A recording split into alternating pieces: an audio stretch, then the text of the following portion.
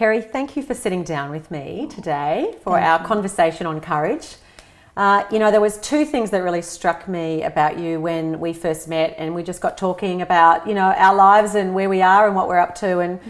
And firstly, you were in an abusive marriage for many years. I was. And you left that. I did. And you're in a very successful career in software sales, and you left that. I did. And two very different things, but both of which took a lot of courage. And so I want to just begin by talking about your marriage and how you found yourself in that situation and what it really was, the turning point that allowed you to say enough. So can you just share? Absolutely. Firstly, I'd like to clarify my first marriage. I have a beautiful marriage now, which I'd love to brag about. But no, my first marriage, I was very young when I first married, and absolutely besotted, and have two amazing children. No regrets in that side of things. But it was incredibly abusive emotionally and physically, and it was a long, long haul. And I think women that love so much and try so hard to make everything work are an inspiration on one hand, because I've been there and I get that. But on the other hand, I know letting go of things was the biggest relief for me, and just an amazing big open door. Yeah, when I talk to women who've left marriages or long-term relationships, they say the leaving was the easy part. It was all of the years that led up to the moment where they said, "That's it. I can't stay here anymore."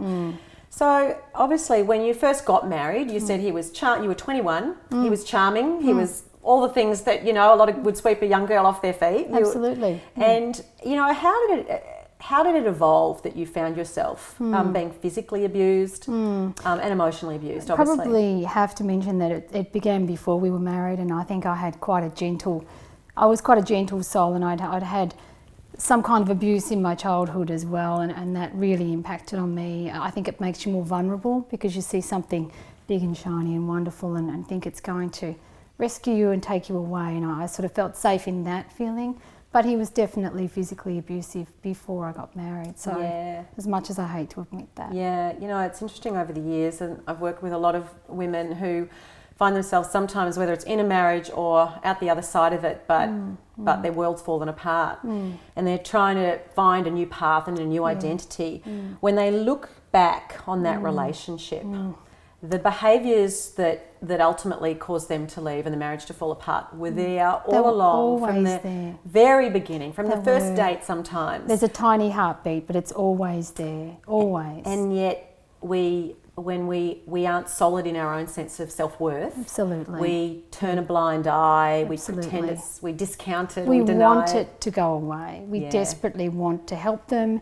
We're women, we want to sort of stitch them all up when they're hurting and pick them up, and we're flattered by their frailty when they're upset. I think it's a very sick cycle.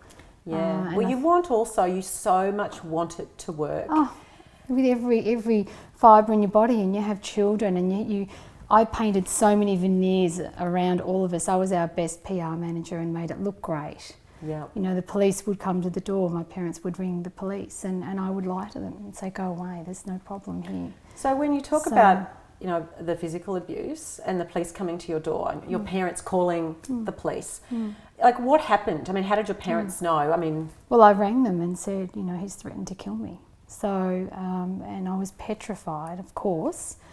And I think, the fear that I put through them, I still have terrible regrets, because I think, why didn't I just leave myself? But I left a million times. I left so many times. I wanted to leave so badly, but you're just so entrenched in making it work, stiff upper lip. You've got in your bed and lie in it and make it work. And you're a woman, and you have to do that so many times in your life, but do it for the right reasons. I say to friends now, if they're in that situation, still do those things, but for the right reasons. Yeah. Well, I think, at the core of it all, in any relationship, why are we in it in the first place? And I see people sometimes getting into relationships like, what is the future you want to create together? And they haven't sat there and thought about, well, are we committed to the same future? Is this person going to make me feel bigger and ultimately make my life more rich because they're in it or not. And it's why we stay in why do people stay in relationships? And I think that sometimes it's that fear of what does life look like? Who will we be if we're not in that relationship? Absolutely. I stayed for all the right and all the wrong reasons. And I think, and I'm being really honest with you and saying that I felt comfort in his career and how he... Because he was seemed, quite successful. Yeah, even as a younger man. And I admired that. I didn't see that in myself. And yet when I became successful, he was terribly threatened, which was such a sign of his awful insecurity. Yeah. And I still feel sorry for him for that, which I don't know if that's right or wrong, but I do. I see that in some men, and I think, gee, I wish we had have jointly got a lot more help. I'm extremely happy where I am now, and I wouldn't change anything. But he needed help very, very early on. And I think some people maybe can get there if they get the right kind of guidance and help. But they've got to admit to it, and I don't know whether the male ego can. Yeah, well, I think everybody has the ability to. It's whether or not they choose to go there. Yeah. And some people, men and women, but they're not willing to confront themselves and their own behaviours and and the decisions they've made and the behaviours, things they've done that have created that. But so as far as, obviously you stayed in that marriage for 22 years. Absolutely, I did. That's a big hunk of life. I was leaving many times. I changed the locks many times. I had a lot of strategies. I learned, I had counselling, I learned how to place boundaries, but we were dancing. I would put a boundary and then he would get better at coming back to me in a different way and stronger and better, and and manipulating you? Absolutely, without question. And I'm not playing the victim here. We were, at times equal partners in manipulation, because I would so badly want him to get some help that I would place a new boundary.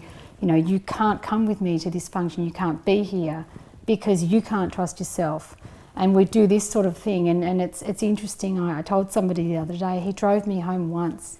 In all of those years we were together from a function, because alcohol was a very big part of his problem. But he drove me home once. Once in 22 years. Yeah, so we all joke about the husband who's driving and everything, but it was a big problem for me, because I wasn't prepared to say to somebody else, you have to do this, you have to do that. I believe people must find their inner strength. And he had to, I used to say to him, you're putting your anger above me and you're putting it above your children. Now you make a choice, and when you strike out and lash out and grab me and do the things that you do, I want you to picture people in the room that you love, people you work with, your PA, your parents. I put them in the room with us and let them see. I was trying so hard. I felt he had to come to that conclusion himself. Yeah. But he didn't. Yeah, well, I mean, there's that saying, when a student is ready, the teacher will appear, but sometimes people just aren't ready. Exactly.